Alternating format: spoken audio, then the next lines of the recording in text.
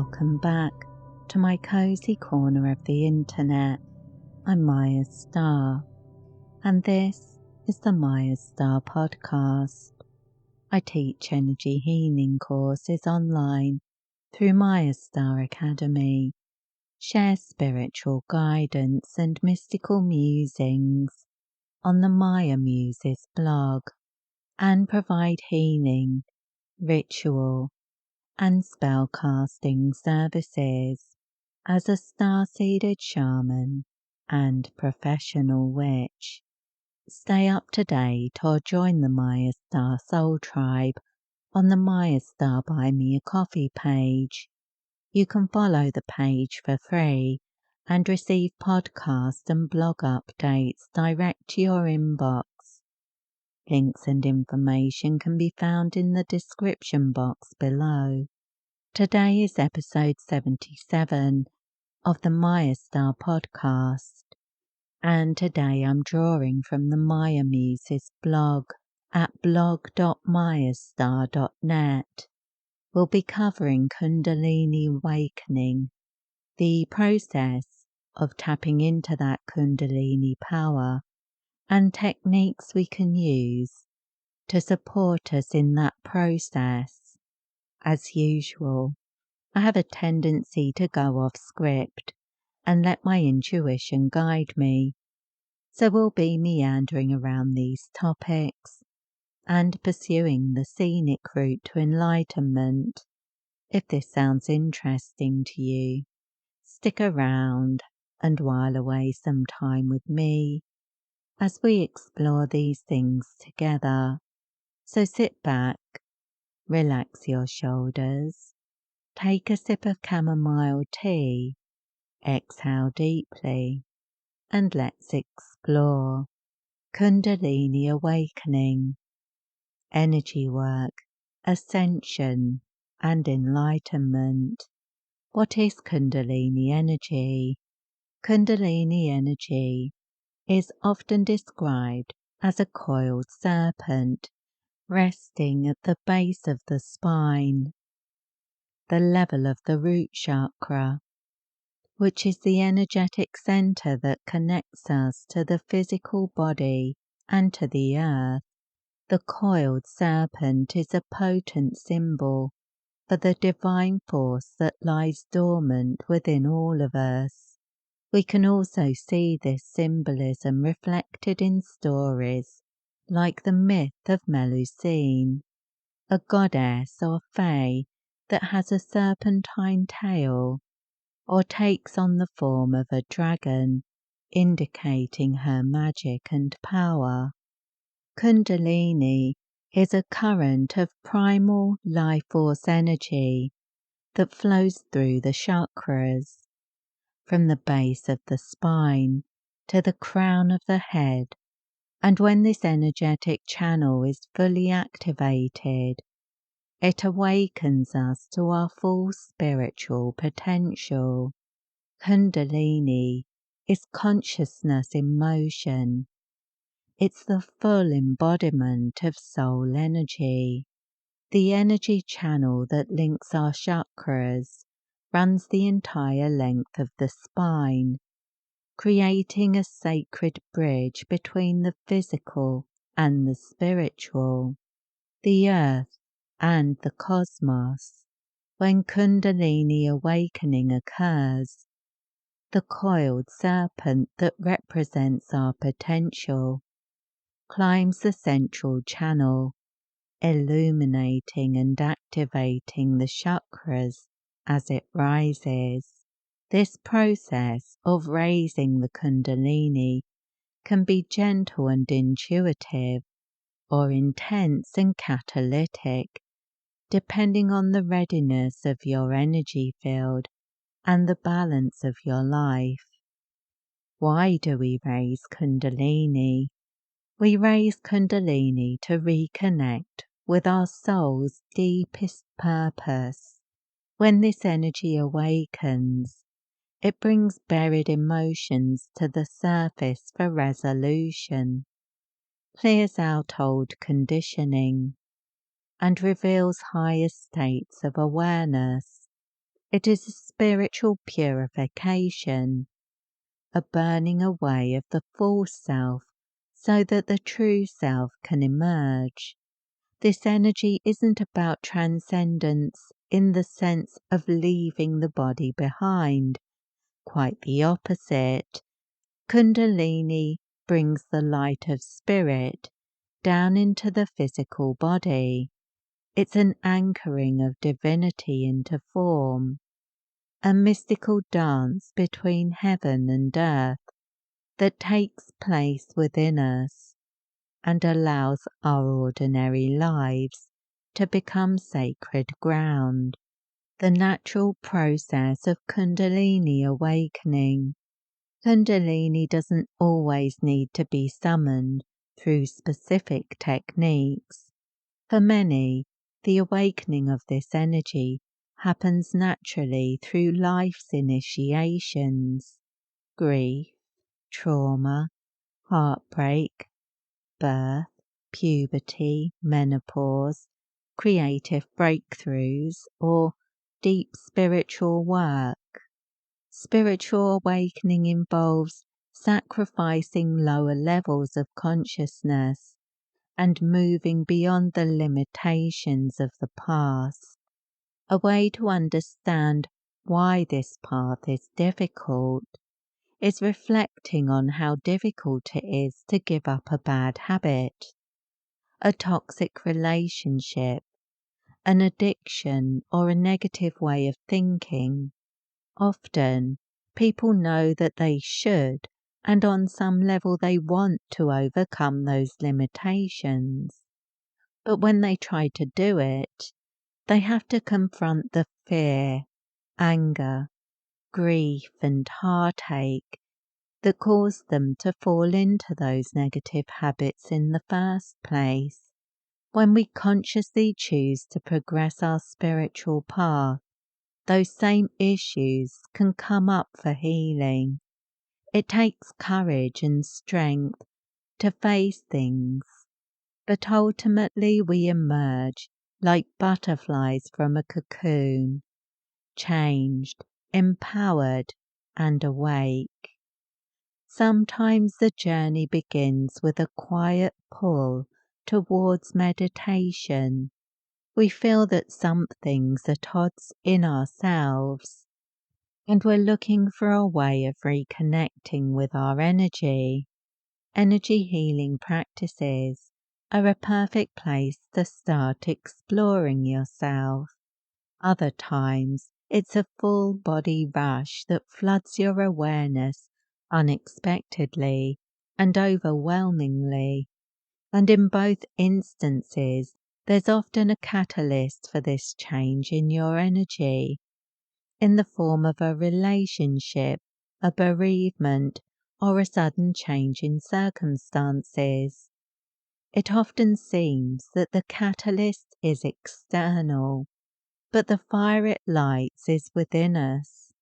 However it begins, the process is unique for each and every soul. Don't judge your own path or others, because every life journey is equally sacred and meaningful. It's important to know that Kundalini awakening is not a goal or destination. It's a response to shifts in your energy, and when your system is ready to process and integrate higher frequencies of energy, the Kundalini rises to assist in that evolution. If the idea of a coiled serpent doesn't resonate with you, you might equally see this process of awakening as the blooming of a lotus flower. Rooted in the darkness and dirtiness, the seed splits and grows up through the murky waters into the light and opens to the warmth of the sun. The pitfalls of premature awakening. While Kundalini is a divine force, its awakening must be approached with humility and care. If the energy begins to rise before the chakras are balanced or the nervous system is prepared, the experience can be overwhelming. Unbalanced awakening can manifest as anxiety, insomnia, chronic fatigue, emotional upheaval, or even some physical symptoms like headaches or muscle tension. These challenges arise not because the energy is harmful, but because the body and the energy field are not yet aligned to contain it. That's why grounding practices are essential. They help integrate the energy gradually, allowing you to maintain stability as you expand. I teach grounding practices as part of my energy healing courses. It's one of the most important things you can learn as an energy healer, light worker, empath, or intuitive. Grounding your energy keeps you healthy and balanced, and keeps your energy field naturally protected. Kundalini Yoga and energetic balance. Kundalini Yoga is a powerful practice designed to activate the Kundalini energy using breath work, movement, mantra, and meditation.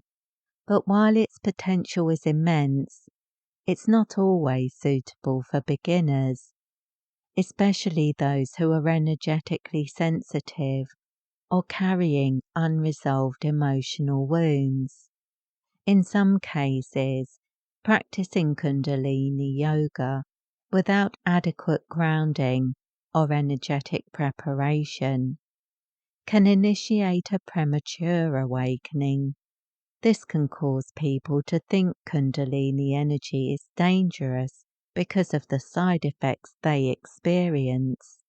But the truth is, the danger lies in pushing the process, forcing a Kundalini awakening, and seeking an elevated state with the ego involved.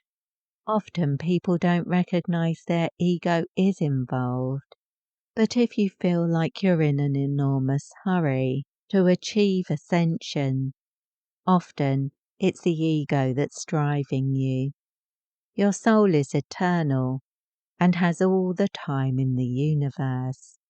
Your ego wants what it wants now. Kundalini is not something to be forced. It responds to surrender. When we honor our own timing and trust the unfolding, the energy rises in harmony with our inner readiness. Enhancing your Kundalini Yoga practice with Kundalini Reiki can be a game changer. It brings balance to the energy centers, clears blockages, and supports integration, so the body and spirit remain in alignment. What is Kundalini Reiki? Kundalini Reiki is one of the most popular energy healing systems I teach, and for a good reason. It's simple, versatile, and incredibly effective. It's one of the systems I use most in my own practice. Unlike more structured systems like Usui Shiki Ryoho Reiki or the Avalonian alignment system, Kundalini Reiki is intention-based. That means you don't need specific symbols or elaborate protocols with hand positions or mantras. Once you've been attuned to it, you simply connect with the energy through your intention and allow it to flow where it's needed. It's a deeply empowering practice that allows you to work with the Kundalini current in a safe, grounded way. The many uses of Kundalini Reiki. Kundalini Reiki can be used in countless ways to support your energy body and spiritual growth. Some of my favourite applications include chakra balancing. You can channel the energy to each chakra to restore alignment and flow. Home energy clearing. You can use it to shift the vibration in your living space, especially useful after arguments, illness, or stressful periods. Crystal cleansing. Simply channel the energy into your crystals to refresh and reprogram them. Sacred object charging. Empower talismans, ritual tools, or jewellery with specific intentions. Ritual baths. Charge your bath water with Kundalini Reiki for a cleansing and uplifting soak. Energizing food and drink. Infuse your meals with love and light by channeling energy into your food before eating. Morning meditations. My favourite use is the Kundalini fire meditation, which is included in the Kundalini Reiki course. A powerful way to start the day. The energy is very stimulating, so it's best used in the morning before breakfast. Don't forget to ground afterwards. Before rituals, the Kundalini fire meditation and crystalline Reiki, which is part of the Kundalini Reiki course, can be used to clear the energy field. It's a perfect energetic purification rite. You can even use Kundalini Reiki to amplify your manifestation practice. Write your goals or intentions for the day on a piece of paper. Fold it up and place it between your palms, and then complete the Kundalini fire meditation while focusing on your intentions. This aligns your personal energy field with your desired outcomes, clearing resistance and magnetizing you towards your goals. Kundalini Reiki Master, the extra attunements.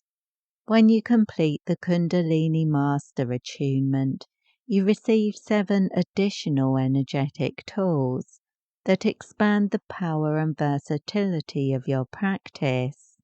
Balance All restores balance and harmony within your energy field.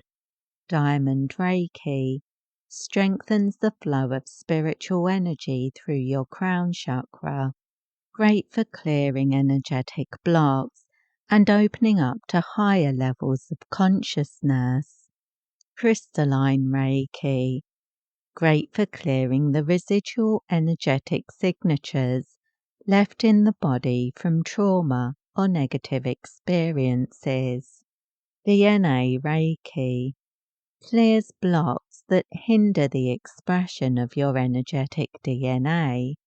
This can help to awaken your spiritual gifts and restore balance to your physical body. Birth Trauma Reiki. This works at the level of the unconscious mind, because although we may experience birth trauma, it's not the kind of trauma we can work through in therapy. Location Reiki. This works to release the energetic connections we have to places, which might be something positive like when you move home, or negative like when you want to release a connection to a location you experienced trauma in. Past life Reiki. This works to release negative energetic imprints from past life experiences that are still affecting our energy in our current incarnation. These additional healing frequencies allow you to work deeply and intuitively, tailoring your healing sessions to suit your needs on a daily basis. Working with these different frequencies as a part of your daily Kundalini fire meditation can help you to fine-tune your practice and deepen your healing, embracing the natural path of awakening. It's important to remember that Kundalini awakening is part of our natural evolution. You don't need to chase it, force it, or fear it. It will unfold in its own time and in its own way, whether or not you practice Kundalini yoga, study energy healing, or read a single spiritual book. But when you choose to walk this path consciously, you bring light to the process. You begin to understand how your energy flows, how your consciousness expands, and how you can support your own awakening journey with grace. If this episode resonated with you, and you feel called to explore these energies more deeply, you'll find a wide range of distance attunement courses, including those mentioned in this episode, on my website at mayastar.net. I offer full support for your spiritual awakening and healing journey, with attunement sent using the Orb of Life method, which means you can receive them wherever you are in the world.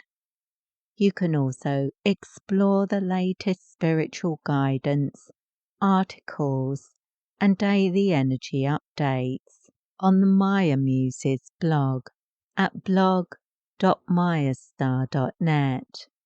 And if you'd like to support my work or join the Mayastar Soul Tribe community, you'll find a link for the Mayastar Buy Me a Coffee page in the description box below. The Mayastar Soul Tribe members hold a special place in my heart. So a big thank you and my brightest blessings to you. And thank you to all who like, share, subscribe, or comment on these episodes. Your engagement helps this podcast get recommended to people who will find inspiration in my words. Wishing you peace, prosperity, and progress in all you do. With blessings.